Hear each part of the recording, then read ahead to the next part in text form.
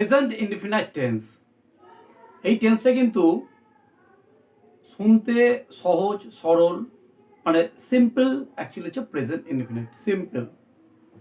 ভালো করে জেনে নাও, এটা কিন্তু শুনতেই সরল, কিন্তু এর ইমপ্লিমেন্টেশনটা কিন্তু খুব টাফ। কেন টাফ বলছি? ম্যাক্সিমাম ক্ষেত্রে কিন্তু এটা মানুষ অনেক ভুল করে থাকে। প্রেজেন্ট ইনডিফিনাইট, সিম্পল প্রেজেন্ট যেটাকে বলছে, টেন্সের যে 12খানা রুলস আছে বা যে 12খানা তোমার টেন্স আছে, তার মধ্যে কিন্তু সব থেকে ইমপ্লিমেন্টেশনে এইটাই কিন্তু প্রবলেম সৃষ্টি করে। কেন? কারণ এটা দুটো ওয়েতে কাজ করে। মানে সাবজেক্ট ভার্ব যদি এগ্রিমেন্টের কথা বলি, তাহলে কিন্তু এটা দুটো ওয়েতে কাজ করে। একটা কি?